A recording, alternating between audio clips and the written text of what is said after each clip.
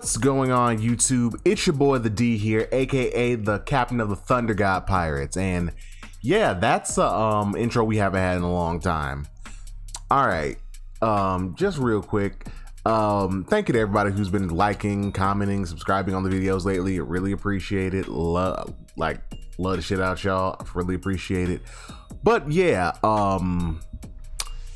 back to that intro yet again. I haven't called myself the captain of the Thunder God Pirates in a very long time.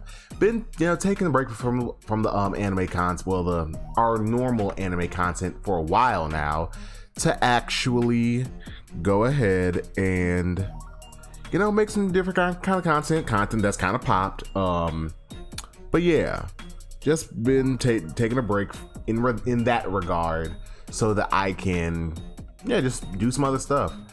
But I recently realized, and well, also got hit by a wave of inspiration, like, dog, I want to talk about anime more. I really do. So I'm trying to get back to my weekly chapter reviews, and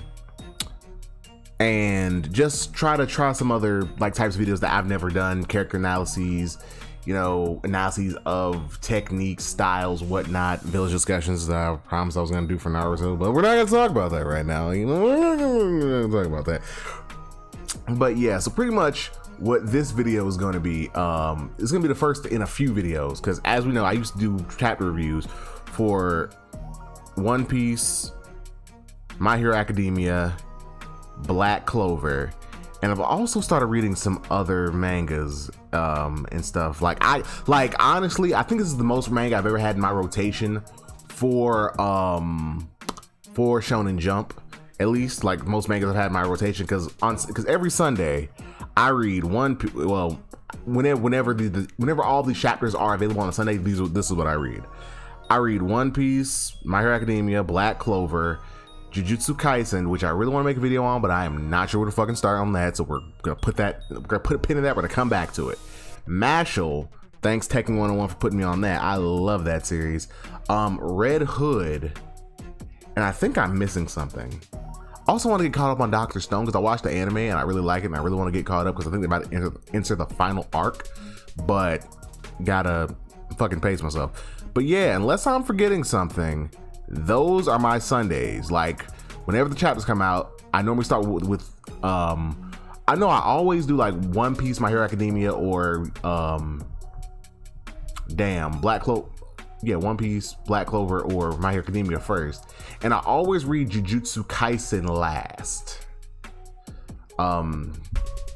That's just become my habit. But yeah, I want to incorporate other anime content on the channel. So for this video, it's going to be One Piece, because I haven't done a One Piece chapter review since 1017. Now, this is going to be some 8-hour long, I'm going to review every chapter, read through it and all that, blah, blah, blah.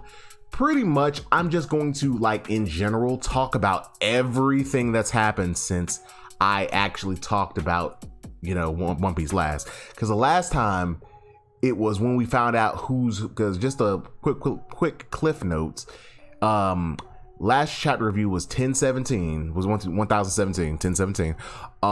it was when we figured out that Who's Who was in charge of guarding the gum fruit when it was possessed by the government, when they had it, and Shanks and them stole it from him. That's last chapter we read.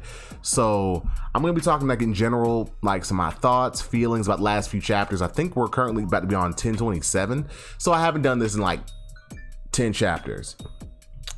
So yeah, so that's gonna be what the purpose of these videos are, because I know it's been longer for My Hero Academia, because I really want to talk about My Hero Academia, especially with us being in the final arc in that. One Piece is what is wrapping up. Black Clover's been going crazy. Like I said, the others that I read on Sundays, and like I said, I think I'm forgetting something. I read 6-7 mangas on Sundays, the Sunday roundup, but I can't remember if I'm forgetting one. But yeah, this is all born of me just wanting to talk about anime more.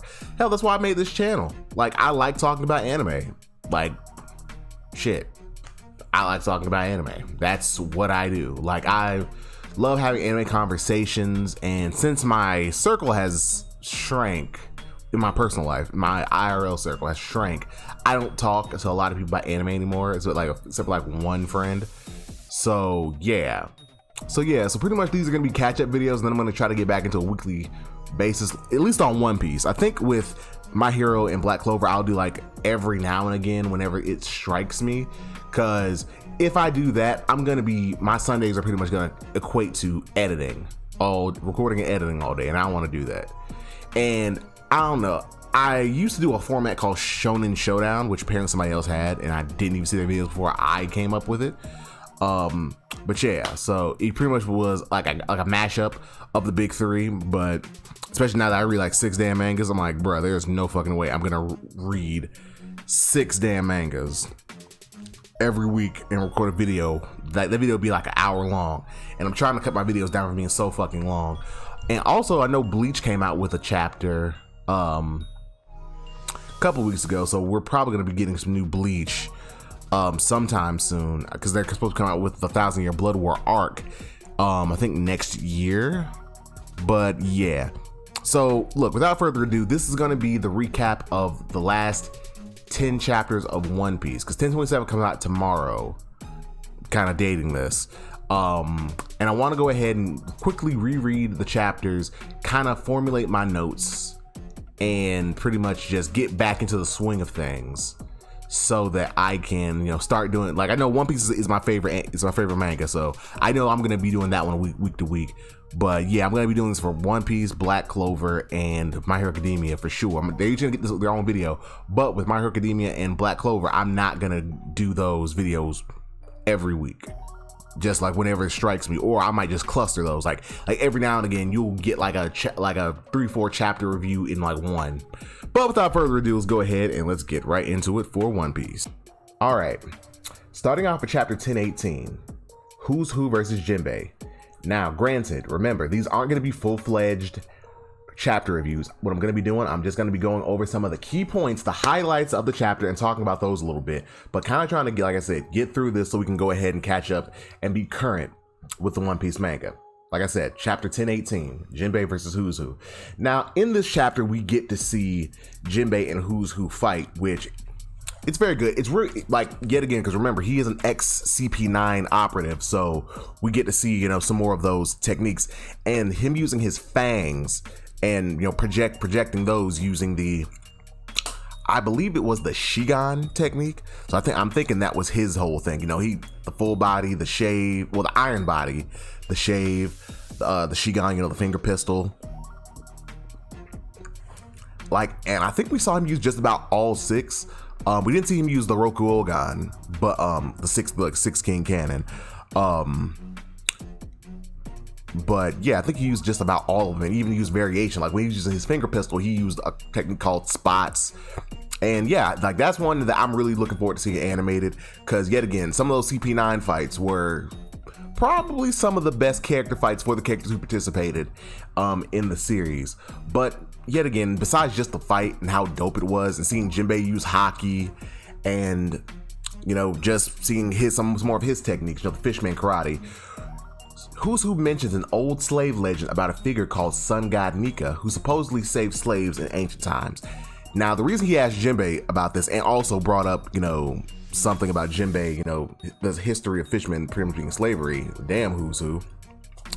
But he pretty much brings it up because, the Sun Pirates, some of their ranks were ex-slaves. The fishermen themselves wanting to see the sun, the dawn, and how Jinbei, when he was speaking with the fisherman pirates about joining Luffy, he mentioned the dawn, the dawn that's to come. And throughout the arcs, there's always been, there's always been this theme of the sun breaking through the darkness. Hell, through the bark, that shit was damn near literal. Like I said, when dealing with the fishermen, they want to see the sun. They want to be where the sun is, So most likely, Sun God Nika has some connection to the ancient kingdom, because from what we know about the ancient kingdom, pretty much who we believe are the the progenitors to the D's, or the origin of the D's, the ancient kingdom. They were very pro-freedom, anti-slavery. So pretty much when after the Void Century War, when the world government won, Sun God Nika was most likely a D who will have some type of connection to slavery and freeing slaves. But yeah, it's fun to speculate, the sun, yet again, more sun imagery involving the Fishman and who's who, we get a little bit of time, well, not a little bit of time, a little bit of, of his history, in Impel Down. And, pretty much we've learned that, a guard taught it to him. And then from there, the guard was spirited away, who probably, the guard was probably a Okama, or secretly a Okama, and just got spirited away to level 5.5. But yet again, who's who, I think to this day still doesn't know about that. But yes, like the other big highlight of this chapter is that Who's Who and Jinbei, their fight concluded with Jinbei winning, using one of the Fishman karate secret techniques. Chapter 1019, Heliceratops. Now, this one pretty much, like I said, Frankie and Satsuki's fight has been spread over a few chapters. Now, in this chapter, we do get to see some of his techniques that involve spinning. Him using the bill for the Triceratops, spinning it and creating wind pressure, and also his sword, having a trick mechanism in it. But yet again, Frankie pulls out the W in this one. My whole thing with these and a few of the Toby Roppo fights, especially with Page 1, Ulti, and now Sasuke, I feel like their fight should have been longer. But hey, yet again, this is a recap, not what I would have wanted. But yeah, Frankie pulled out the W on that. And the other thing, at the end of this chapter, we see Yamato in her hybrid Zoan form.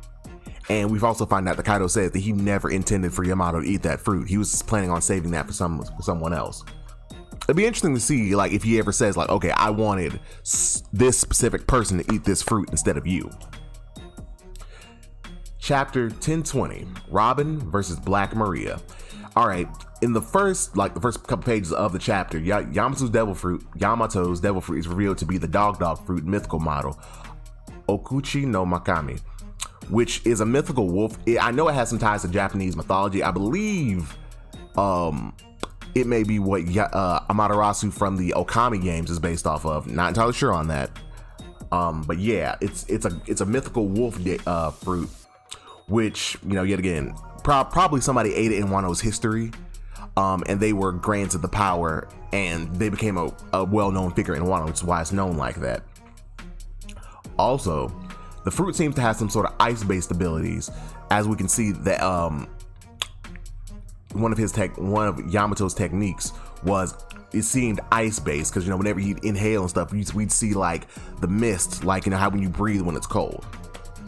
All right, and also Black Maria's devil fruit seems to give her illusion abilities, which is weird because hers is an ancient Zoan, not a mythical, because from so far what we've seen, only the mythical Zoans have like an extra power. Like Sengoku has the ability to do the shockwaves. Marco has the ability to heal and use those flames which don't burn. And even who else?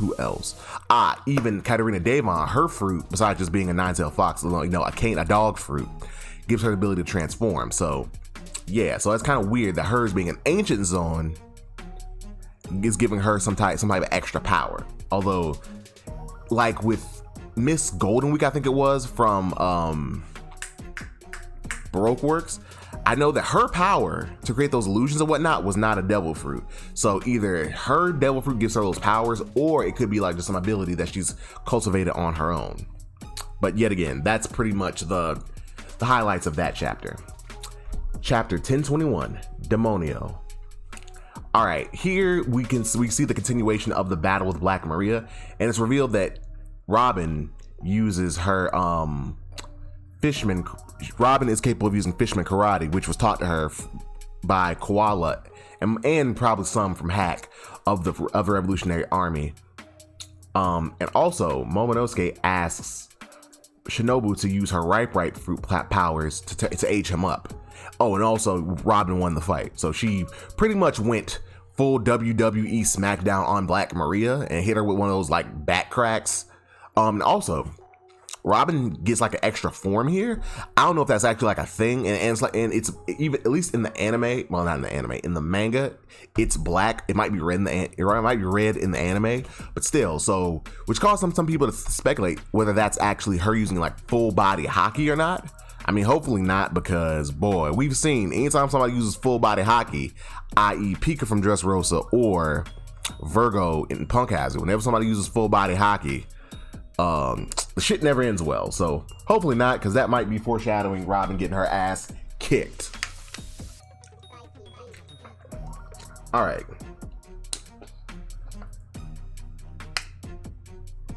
Oh yeah, Momona's gas Robin. She'll be able to use her right foot. Oh, gotcha.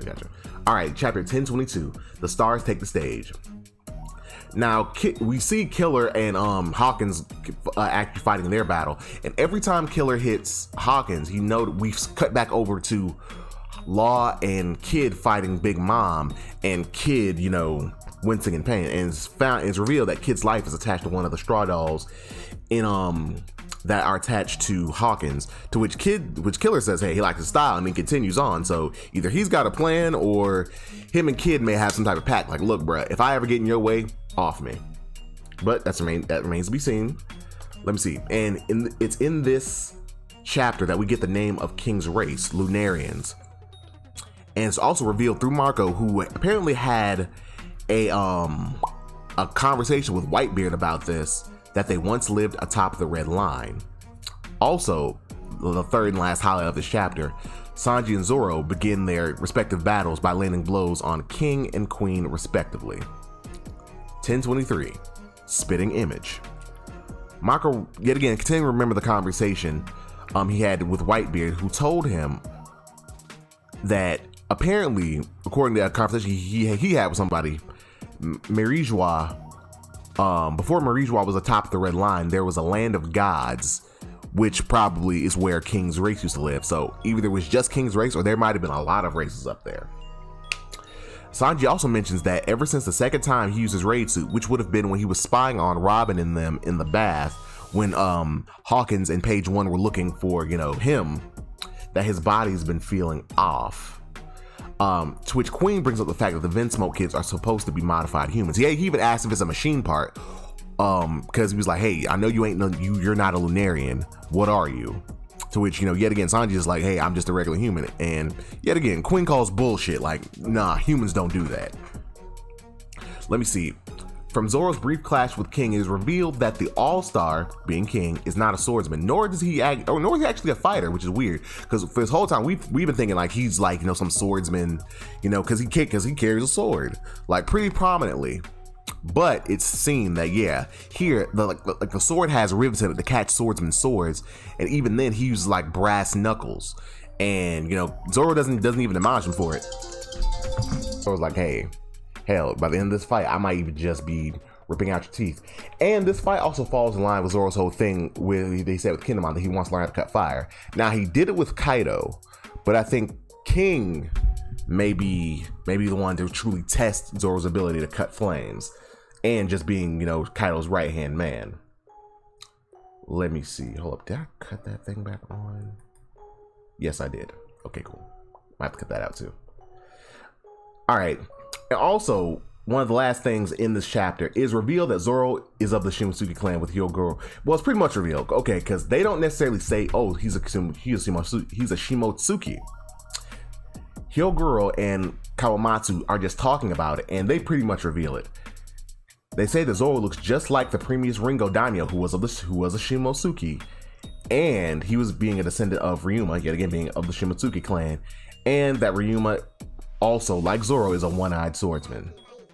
So yeah, in case we didn't drive that point home enough, Zoro's a Shimotsuki. And at the end of the chapter, we see Momo as a giant dragon, confirming that the ripe fruit power worked, and that, yet again, Momo is now an adult. Alrighty, chapter 1024, So-and-So. Yamato's backstory is revealed, with Kaido trying to force her to give up the Odin mentality. Pretty much not long after the Hour of Power, we see Yamato as a little girl, and that, yet again, Kaido is pretty much tired of the whole Odin thing. Like, look, you're my child. You cannot be Odin. Odin is the antithesis of everything that I stand for. You cannot be him. And we see like her having some interaction with samurai from Wano who were being kept prisoner, who eventually died trying to rebel against Kaido, and that's what caused her to have a real connection with Wano. And also, she has Conqueror's Haki. Chapter 1025, Twin Dragons. Pretty much, nothing really happens in this chapter, except that Luffy and Momo make it back up to the battle with Kaido. Like, pretty much, thankfully, they don't do like a whole thing where Luffy has to run across every level, and him and Momo are just like doing that. They condense all that down to one chapter. It's like they fly up, fly through, crash through the entire, castle on Onigashima, and boom, they're back up. Luffy landed the hit, and the fight continues. All right, chapter 1026, and the final chapter so we can be back on track. The Pivotal Clash. Luffy and Kaido clash, causing the sky above to split.